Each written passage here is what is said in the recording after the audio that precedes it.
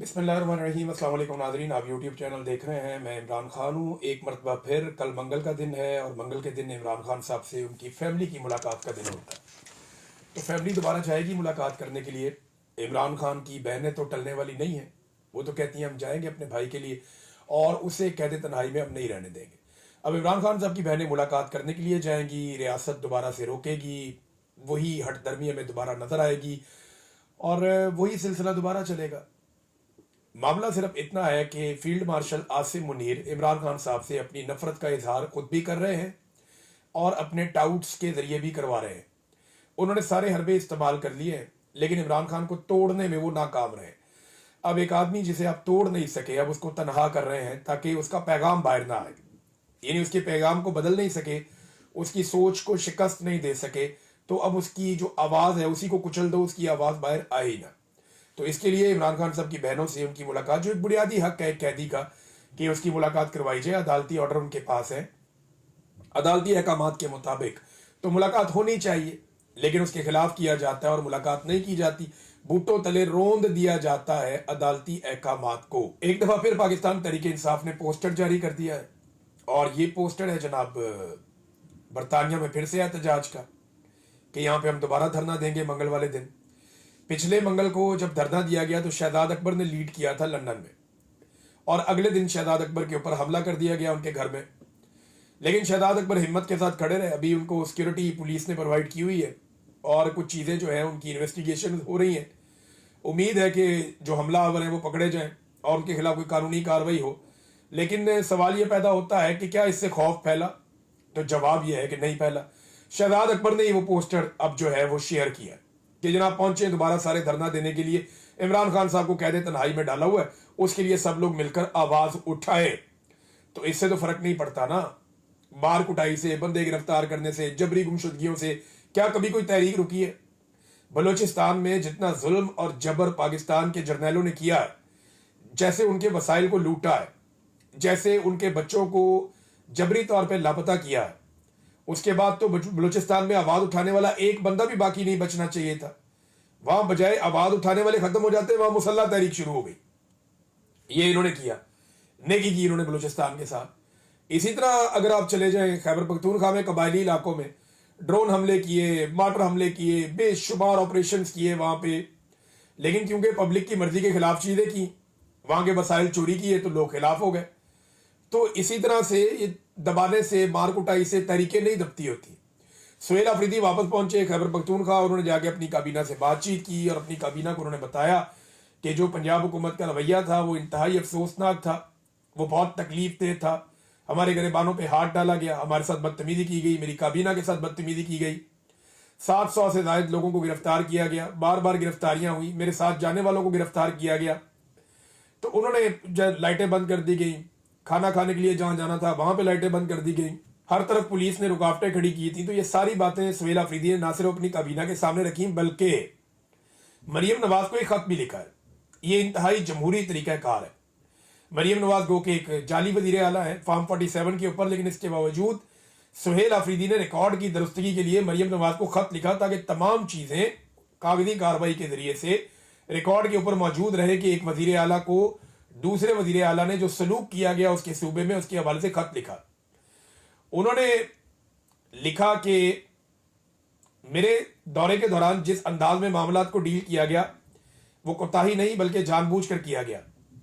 जो हुआ वो इंतजामी खामी थी, ना ही हादसाती, बल्कि आईनी ओहदा और बैनुस्सवाई इज्जत को खराब किया गया। उन्होंने कहा कि मैंने 4 करोड़ लोगों के नुमाइंदे की हैसियत से लाहौर का दौरा किया।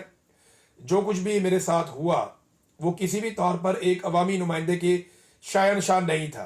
मार्केटें और अवामी मकामात को बंद करके लाहौर के शहरियों को तकलीफ दी गई। मोटरवे रेस्ट एरिया तक बंद रखा गया। सोशल मीडिया पे मेरे खिलाफ मुहिम चलाई गई। मनशियात स्मगलिंग तक से जोड़ा गया और ये पंजाब हुकूमत की जेर निगरानी हुआ। ऐसे रवैये और अंदाज से मेरी शख्सियत को तबाह करने की कोशिश की गई जिसे किसी भी तौर नजरअंदाज नहीं किया जा सकता। इंतजामी तौर पर ऐसे हरबे इस्तेमाल किए गए जिनका मकसद तज़हीक करना था। उन्होंने कहा ऐसे तरीकों से रियासती यूनिट्स में हमआहंगी को खत्म करने की कोशिश की गई। मैं खत के जरिए इस अंदाज और तौर तरीकों पर भरपूर एहतजाज करता हूं। तवक्को रखता हूं कि इनका अदाला करते हुए मुस्तकबिल में इनसे इज्तनाब बरता जाएगा। खत को मुस्तकबिल में किसी भी किस्म की आईनी, कानूनी और बैनुसबाई कार्रवाई के लिए रिकॉर्ड पर रखा जाए। ये उन्होंने कहा जी कि इसको खत को आप रिकॉर्ड के ऊपर रख लें ताकि आइंदा सनद रहे और बवक्ते ज़रूरत काम आए। ये जो कुछ भी आपने गंद मारा पंजाब में, तो सुहेल आफरीदी ने वो लिखकर बता दिया। नाज़रीन, मुज़ाकरात के हवाले से अपोजिशन की एक हिकमत अमली सामने आई है। अपोजिशन ने सबसे पहले तो ये सवाल उठाया कि अगर हुकूमत मुज़ाकरात करना चाहती है तो सबसे पहले हुकूमत ये शो करे कि उनके पास इख्तियार है, यानी हुकूमत को अपना इख्तियार साबित करना पड़ेगा कि हुकूमत के पास इख्तियार कितना है। मुलाकात भी इमरान खान से नहीं करवा पाते, जो कहते हैं वो कर नहीं पाते, तो इनके जब बस में नहीं है कुछ भी करना, तो फिर ये मुज़ाकरात कैसे कर सकते हैं? इनका मैंडेट कितना है, ये कितनी बात कर सकते हैं और कितनी बात पूरी कर सकते हैं? ये सवाल अपोजिशन अब उठा रही है हुकूमत से। हुकूमत के लिए इससे मुश्किलात बढ़ेगी। और इसमें एक और जो स्टेटमेंट है वो महमूद अचकज़ई साहब के हवाले से आया कि सारी पार्टियों, इदारों, जर्नैलों, जजों को, सबको बिठा लो, हर कोई अपनी डोमेन में वापस चला जाए और वहां से आइन के मुताबिक पाकिस्तान आगे बढ़े। हम पाकिस्तान को मुश्किल से निकालना चाहते हैं। खान साहब से ना डरे, वो बड़ा आदमी है, वो किसी से इंतकाम नहीं लेगा। ये अल्लामा राजा नासिर अब्बास साहब ने भी कहा, यही बात जो है महमूद अचकज़ई साहब ने भी कही, और उन्होंने बड़ा क्लियर मौक़िफ़ दिया। और पाकिस्तान तहरीक इंसाफ ने कैटेगोरिकली कहा कि जी मुज़ाकरात का इनको इख्तियार दिया हुआ है इमरान खान साहब ने, तो ये मुज़ाकरात कर लें। महमूद अचकज़ई साहब, अल्लामा राजा नासिर अब्बास साहब, इनके पास मैंडेट है, आप इनसे बात करें, जाके आप मुज़ाकरात करें। लेकिन पाकिस्तान तहरीक इंसाफ तो तैयारी करती रहेगी एहतजाज की। जो इमरान खान साहब ने कहा कि स्ट्रीट मूवमेंट हमने चलानी, तो इमरान खान साहब की पार्टी एहतजाज की तैयारी कर रही है। दूसरी जानिब आपके सामने है कि जो मुज़ाकरात वाले हैं मुज़ाकरात पे बात कर रहे हैं, लेकिन मुज़ाकरात के लिए हुकूमत को पहले अपना इख्तियार साबित करना पड़ेगा। सिंध में स्ट्रीट मूवमेंट पर काम शुरू हो गया है। बहुत सारे शहरों से, बहुत सारे इलाकों से बहुत सारी वीडियोज़ आई हैं जहाँ पे गली मोहल्लों के अंदर लोगों को एंगेज किया जा रहा है, लोगों तक मालूमात पहुँचाई जा रही हैं, अगली आने वाली स्ट्रीट मूवमेंट के लिए उन्हें मोटिवेट किया जा रहा है। और दूसरा, जैसे मैंने आपको बताया था कि खैबर पख्तूनख्वा के अंदर अब एक बड़े पैमाने पर स्ट्रीट मूवमेंट के लिए एक एक्टिविटी का आगाज होगा, और वो एक्टिविटी आप आने वाले दिनों में देखेंगे। और यही वो हफ्ता है जिसके अंदर मेरे ख्याल में अनाउंसमेंट हो जाएंगी, और अनाउंसमेंट के बाद अमली तौर पे काम शुरू हो जाएगा। फिर आप देखेंगे कि बहुत तेजी से स्ट्रीट मूवमेंट आगे की तरफ बढ़ेगी। पंजाब के अंदर उसके बाद ये सिलसिला शुरू होगा, और बलूचिस्तान आप जानते हैं कि वहाँ पे पाकिस्तान तहरीक इंसाफ की क़यादत बड़ी तगड़ी है। तहरीक इंसाफ के जो लोग हैं वो बलूचिस्तान में बड़े कमिटेड हैं, और जब वहाँ पे ये मूवमेंट जाएगी तो वहाँ बड़ी तेज़ी से पैगाम पहुँचता है, और बलूचिस्तान भी इसके अंदर शामिल हो जाएगा। फिर आज़ाद कश्मीर में आगे इलेक्शन आ रहा है, और गिलगित बल्तिस्तान में, तो यहाँ पे बड़े पैमाने पर एक्टिविटीज़ की उम्मीद की जा रही है स्ट्रीट मूवमेंट के हवाले से।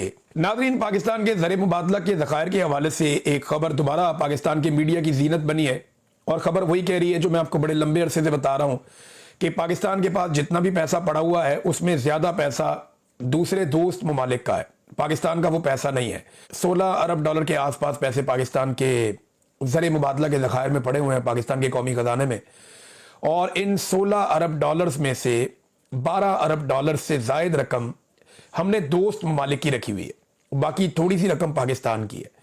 और रोल ओवर करने के चक्कर में पाकिस्तान अब कर क्या रहा है, पाकिस्तान अपने असासे दोस्त ममालिक को दे रहा है। अगर पाकिस्तान इसी तरह अपने असासे दोस्त ममालिक को देता रहा तो पाकिस्तान के साथ क्या होगा, ये मैं आपको आगे चल के बताता हूं। लेकिन पहले ये डाटा देखें। ये एक रिपोर्ट आई है, ये डॉन की रिपोर्ट है। रिपोर्ट के मुताबिक साल 2022 से अब तक कुल 25 गैर मुल्की कंपनियां पाकिस्तान से या तो अपना कारोबार मुकम्मल तौर पर लपेट कर या अपने शेयर्स बेचकर जा चुकी हैं, या अपने ऑपरेशंस में बहुत हद तक कमी ला चुकी हैं। मौजूदा साल 2025 में अब तक 5 गैर मुल्की कंपनियां पाकिस्तान से जा चुकी हैं। पाकिस्तान से कारोबार लपेटने वाली गैर मुल्की कंपनियों का ताल्लुक energy, pharmaceutical, engineering, chemicals, transport, IT और टेली कम्युनिकेशन के सेक्टर से है। ये कंपनियां पाकिस्तान एक एक करके छोड़ती चली जा रही हैं। देखिए, अगर इसी तरह आप अपने जो कर्जे आपने लिए हुए या जो पैसा आपने लेकर डिपॉजिट किया हुआ है अपने कौमी खजाने के अंदर, उनके बदले में अगर आप दोस्त ममालिक को असासे देंगे तो उसका नतीजा आपको पता है क्या निकलेगा। गवादर के हवाले से मैं आपको एक चौंका देने वाली खबर देता हूं। और ये खबर अभी कैसर बंगाली साहब हैं, उन्होंने मंजर आम पर लेकर आए और सोशल मीडिया पे ये गर्दिश भी कर रही है। दावा यह है कि गवादर में पाकिस्तान का जो शेयर है, ये पूरे गवादर की मैं आपको बात कर रहा हूं। गवादर को पाकिस्तान की तरक्की का एक बहुत बड़ा पिलर कहा जाता है कि फ्यूचर में गवादर में एक बहुत बड़ी बंदरगाह बनेगी, उसके जरिए से पाकिस्तान बहुत तरक्की करेगा, पाकिस्तान में बहुत ज्यादा इंप्लॉयमेंट जनरेट होगी, गवादर के अंदर एक नया शहर बसेगा, एक बहुत बड़ा और जदीद शहर। जैसे शहर आपको मस्कत है, जैसे यूएई है, दुबई है, जैसे शारजा है, इस किस्म का एक बड़ा शहर जो है वो आबाद किया जाएगा गवादर में। लेकिन गवादर है किसका, ये उन्होंने बताया कि गवादर में पाकिस्तान का शेयर सिर्फ 9% है और चाइना का शेयर 91% है। 91% चाइना, 9% पाकिस्तान। और अगर चाइना ने किसी वक्त पाकिस्तान से पैसे मांगे तो थोड़े पैसों के एवज सारा का सारा गवादर चाइना का हो जाएगा। अगर ये सारा गवादर चाइना का हो जाता है, यही गारंटी पाकिस्तान की हुकूमत ने दी है ना, तो फिर आपको गवादर खाली करना पड़ जाएगा। बिल्कुल वैसे ही जैसे श्रीलंका में और बांग्लादेश में उन्होंने अपने पोर्ट और बड़ी अहम जगह जो है वो सारी की सारी चाइना को दे दी, इसी तरह आपको पूरा गवादर चाइना को देना पड़ेगा। फिर चाइना बन जाएगा गवादर का मालिक और आप हाथ मलते रह जाएंगे। ये पाकिस्तान के हुक्मरानों ने पाकिस्तान के साथ किया। ये पिछली 1.5 दहाई का सारा किस्सा है। 15-20 साल के अंदर ये पाकिस्तान के साथ खेल इन्होंने खेल दिया। अब गवादर के अंदर एक तहरीक चलती है, आपको याद होगा, हक दो तहरीक। ये जमाते इस्लामी चलाती है, वहां पे गवादर के शहरियों को लेकर सड़कों पे बैठ जाते हैं। मेरे एक सोर्स ने मुझे यह दावा किया कि ये जो हक दो तहरीक चलती है ना, इसके पीछे एजेंसियां हैं पाकिस्तान की, क्योंकि उन्हें यह लगता है कि अगर ये लोग यहां से ये इलाका छोड़कर चले गए तो फिर चाइना बड़े आराम से पूरे गवादर के ऊपर काबिज हो जाएगा और गवादर चाइना का हो जाएगा। तो एक प्रेशर टैक्टिक्स के तौर पे जमाते इस्लामी का बंदा हक दो तहरीक के हवाले से, ये मेरे दोस्त ने दावा किया, उन्होंने कहा जी कि हक दो तहरीक जो है वो एजेंसियों की चलाई हुई तहरीक है। गो कि उनके मुतालबे बड़े अच्छे लगते हैं कि जनाब समंदर के अंदर शिकार ना खेलें, कोई ट्रेलर माफिया ना आए, कोई शराब नोशी ना हो, कोई रास्ते बंद ना किए जाए।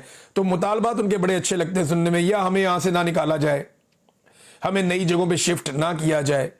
तो 50,000 लोगों को वो साथ जोड़ा हुआ हक दो तहरीक चलती है और बड़ी कामयाब चलती है। वो कहते हैं जिसकी वजह एजेंसियां हैं, ताकि चाइना के ऊपर ये दबाव बना रहे कि ये गवादर खाली करके नहीं देना आपको। लेकिन अगर आप पैसे नहीं दे पाएंगे तो फिर आपको गवादर खाली करना पड़ेगा। एक अजीबोगरीब सूरत हाल जो है वो गवादर में बनी हुई है। और इस वक्त पाकिस्तान के अंदर पाकिस्तानियों की तवज्जो कितनी है, 1000 अरब के तरक्याती बजट पाकिस्तान के पास, हुकूमत के पास मौजूद था। ये डाटा मैं आपके सामने रख रहा हूं। 1000 अरब का तरक्याती बजट है, उसमें से सिर्फ 9% खर्च हुआ, यानी 1000 अरब में से सिर्फ 90 अरब खर्च हुआ और 910 अरब जो है वो खर्च नहीं हुआ। ये इन्होंने पाकिस्तान के साथ क्यों किया? देखिए, आधा साल गुजर गया, आधा साल बाकी है। आधे साल के अंदर 9% रकम खर्च की है और 91% रकम खर्च नहीं की। ये ऐसा इसलिए करते हैं कि ये पैसा बचा बचा के रखते हैं और बाद में इसको सियासी रिश्वत के तौर पे अराकीन असेंबली के अंदर ये इधर उधर बांटते हैं पार्लियामेंटेरियंस को और अपने अल्ले तल्लों में खर्च करते हैं। रोजाना की बुनियाद के ऊपर ये 6 अरब रुपए का कर्जा ले रहे हैं। वो पैसा किधर जा रहा है? जो 6 अरब रुपए का रोजाना ये कर्जा ले रहे हैं, 858 अरब का कर्जा इन्होंने 5 महीने में ले लिया, वो पैसा किधर जा रहा है? तरक्याती मंसूबे सारे के सारे रोके हुए हैं। सिर्फ 90 अरब के मंसूबे इन्होंने किए हैं आधे साल में, जबकि कम से कम 500 अरब के मंसूबे होने चाहिए थे। अब तक इन्होंने अपनी रकम में से सिर्फ 9% खर्च किया है। बाकी रकम को ये सियासी रिश्वत के तौर पे इस्तेमाल करेंगे या पैसे को बचा लेंगे और तरक्याती मंसूबे रोक लेंगे और इस पैसे को जमा करेंगे कौमी खजाने में और कहेंगे जी हमने कौमी खजाना बढ़ा दिया है। नादरीन, ये सब फ्रॉड है। अवाम की तरक्की के लिए ये हुकूमत कुछ नहीं कर रही और जब आप इकदाम नहीं करते तो फिर आपके साथ यही होता है। आप इंडिया की मिसाल ले लेना, ये आप मिसाल देखें इंडिया की। इंडिया में 24 घंटे के अंदर 50 अरब डॉलर की सरमायाकारी के मुआहदे हो गए। 50 अरब डॉलर, ये रिकॉर्ड लग गया। 24 घंटे के अंदर इंडिया ने दुनिया से 50 अरब डॉलर के सरमायाकारी के मुआहदे कर लिए और इंडिया की जो जीडीपी है वो इतनी तेजी से ग्रो कर रही है कि वो 8.2% तक जो इसकी ग्रोथ है जीडीपी की वो बढ़ने जा रही है। पाकिस्तान को इमरान खान साहब 2 साल तक लगातार 6% पर लाए थे और अब